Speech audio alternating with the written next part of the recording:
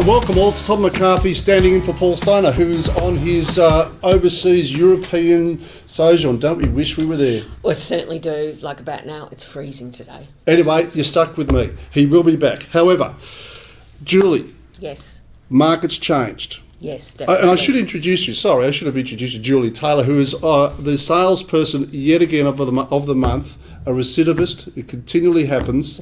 There must be a reason behind it. But the market has changed. Why are you still performing? I'm very much a relationship building person, always have been since the beginning of my career. I find for me, I prefer quality over quantity. I know there was always this, and at my start of real estate too, it was always this: make a certain amount of calls a day for a period of like 2-3 hour blocks or whatever the case may be. I found for me that never worked, and what works for me is just sorting out in categories who really is front of mind and just working on them, and not just picking up the phone and saying you're going to sell, you're going to sell, you're going to sell. It's just whatever comes into mind. If there's a property like theirs that's come on the market, if I've seen them blow around in Richmond, passed them by, went past their home, noticed something different. It's always something. And that's what builds relationships, not, in my opinion, not picking up the phone, just giving people stats and what's selling. A lot of people can find that information themselves, really. Yeah, and pick up the phone saying, hey, are you ready to sell yet? I mean, that must be so annoying for vendor. I've had it done to me by agents, and it's like, you serious about now? Like, just stop. Yeah. But people want value add. Yeah. I think that's it, but that works for me, not saying it works for everybody. You, a couple of weeks ago, fell into a bit of a hole. Oh, my God, I did. It was middle of May, I think, third week in May. And I'm thinking, what is going on here? Just nothing would come together for me.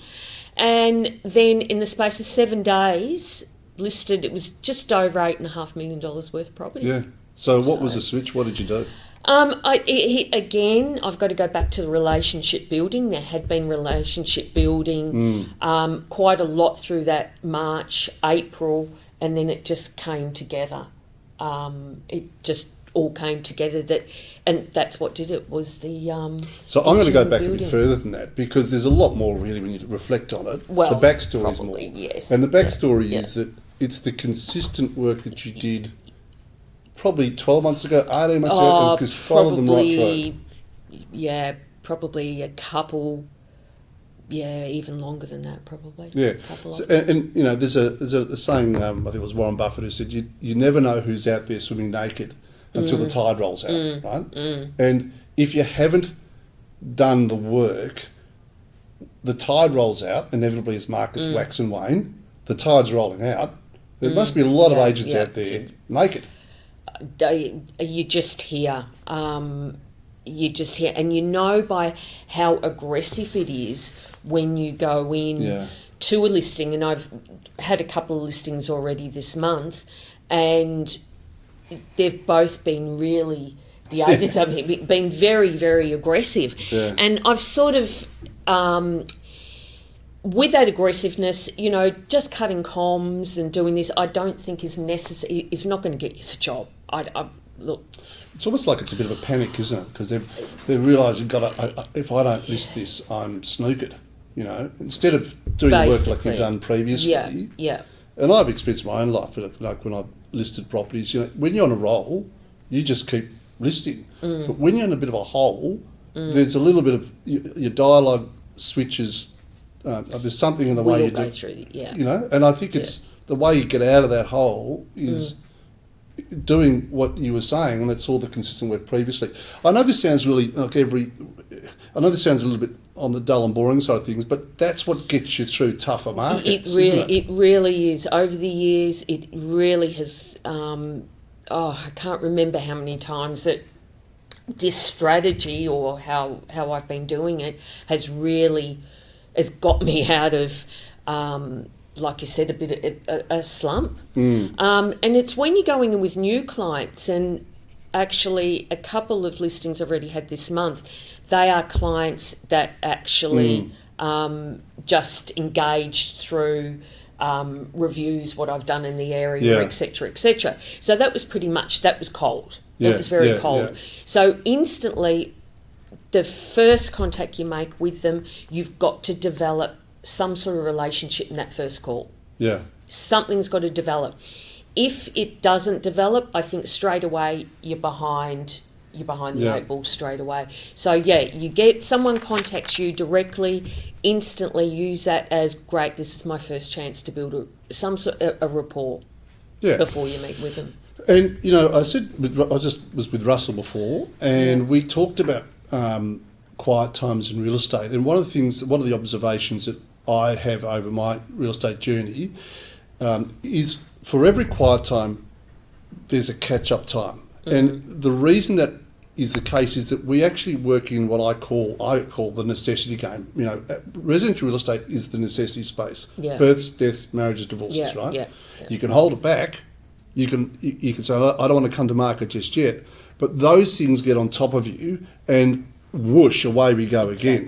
Yeah. So again, I guess the message is it will happen, it's going to happen, be part of that. Recognise how markets, the rhythm of markets, how things work, I think is also critical. And you've been around long enough now to know there is a rhythm, isn't there? There is absolutely a rhythm. And at the same time, you've got to go. You've just got to go with it. As hard as it is when you get in a bit of a slump, and I think I've said this before, don't get on the telephone. If you're not in the right headspace, regroup, however you best do that, and then get on the phone because it will translate the other side when you're making that call. That was very, it's interesting. I went to I go to the gym a couple of times a week and swim and all that sort of stuff. And if I'm not feeling great about something and I go to gym, I don't want to go to gym. It's the last thing I want to do. I can't be bothered. I get there. I never regret coming out. Might regret going in. Never regret coming out. And all of a sudden, it's amazing how that clears your mind and away you can go again. Yeah, absolutely. So that's very, very important.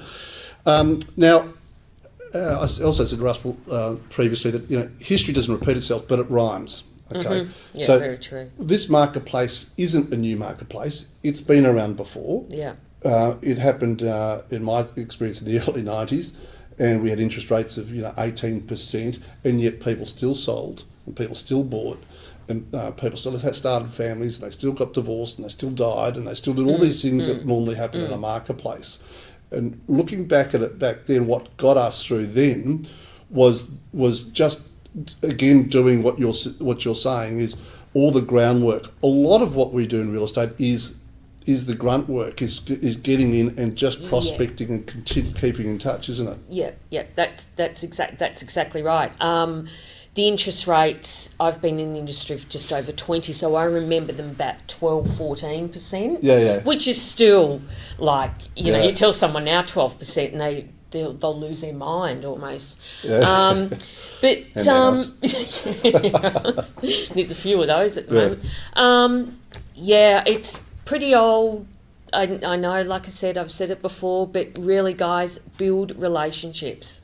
That will get you through. That will get you through longevity. And I forget the exact percent of the amount of agents that actually stay in the industry. How many have gone after 10 years or 5 years, 10 years, 15 years? But to really get longevity out of this industry, which is a great industry, by the way, and being very, very kind, you've just got to keep performing, but with what you're comfortable to do, not what someone else says you should do necessarily. Now, I'm going to ask you a couple of questions around individual markets. So one of the observations, and I said it in the previous video as well, that I've made and Russell and I were making, was the price range which seems to be where markets are performing and when perhaps we're finding a little bit of resistance. The affordable apartment market up to 700 or 800, I think it's going quite well. We're selling things, I think last month we sold nearly an apartment a day. Virtually in apartments May. Are doing quite well. And I think it's because they're bite-sized investments that people can reach and extend to. It's affordable. 12 months ago, if you're winding the clock back 12 months ago, the properties in that sort of $1 million what houses $1 million to $1.2 million, we're really struggling with that because 12 months ago it was plausible for a first home buyer to buy that. Yeah, absolutely. And now, of course, they can't because the same criteria borrowed at $1 million is now borrowed at $650,000 or something. Yeah, that's about right. Yeah, it's you find the apartments move. I'm actually finding on the higher end, for me, I find a block is around that 1 to 1.3, 1.4 is a bit of a. There's buyers there, but it's a bit of they're first home buyers, and I find that's a little bit tricky. But then the higher end, there's no shortage of buyers. No shortage. And they're not, they know they've got the equity and everything else, so they don't need to worry about if it goes up, 0.5%, 0.25%, 0.5%, etc., etc. But I am finding in a certain demographic, there's just a little bit more nurturing on why they should buy. Yep. That's what I'm finding. Not so much, I don't do so much apartments, but I'm finding that first home buyer area. There's a bit of nurturing on why they need to get into the market.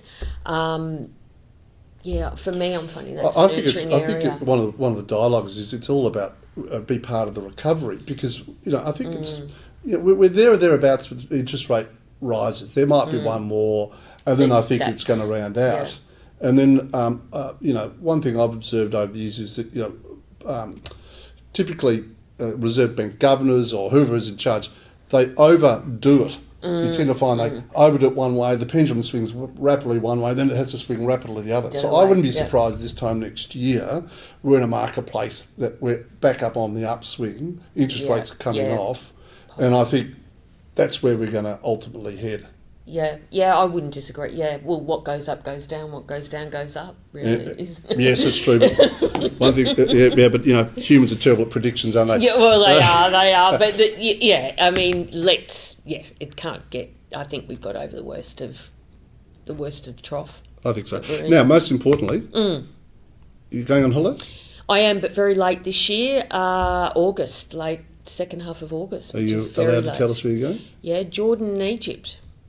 Wow. Yeah, always wanted to do it, mind you, going when it's 45 to 50 degrees. But anyway, trying to stay away from the cruise ships.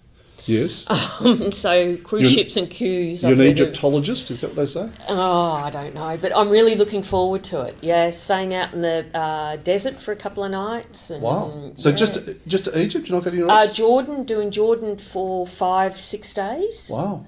And then Egypt, doing a cruise down the River Nile for 4 nights. Wow. So, really excited about it. Yeah, like that movie, Death on the Nile. Well, but just something different away from, like, the States, Asia, Europe. It was just something a little bit different. So, but then since I've booked it, everyone seems to be going there. Well, of course. Yeah.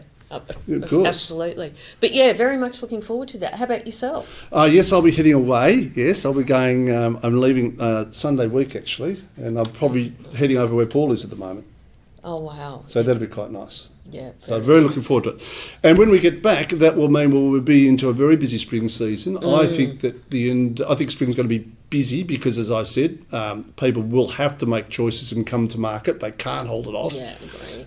There are so many levers that you can pull to bring vendors to market with interest rate rising. You just got to know the dialogue to talk about. Interest rates, people at the moment seem to be a little bit scared in my office talking to clients about interest rates. I say, no, they're a big plus in bringing people to market. Just as when markets, when interest rates drop, you've got great dialogue. When they go up, you've got great dialogue. You've just got to know how to flick the switch. You've got to tweak it, and then I think it's that thing too. And I quite often say to clients or potential clients, because they say, "Oh, when's the right time?" And people get a bit confused because the media is making noise about not now. Then someone else is going yes now, and they're like, "Oh, gee, what do I do?" And then at the very end of the day, you know when something's right for you. Yeah. That is just gut feeling. You know, no matter what we say, the media says, anyone else, if you wake up that morning and go, you know what, I'm up for a change.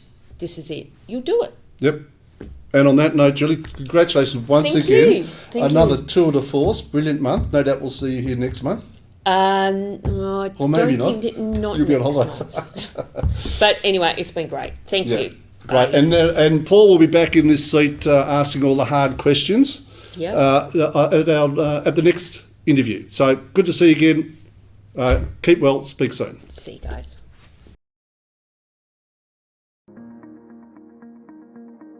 Welcome to Mercedes-Benz Tourak. Here at the Home of Luxury, our friendly and knowledgeable team are here to showcase and demonstrate to you the Mercedes-Benz of your dreams. With a remarkable range of demonstrator vehicles here on site in Tourak, why would you choose to buy your next Mercedes-Benz anywhere else? Bookings are essential to secure your VIP test drive experience this weekend, so reach out now. We look forward to welcoming you to Mercedes-Benz Tourak, the Home of Luxury.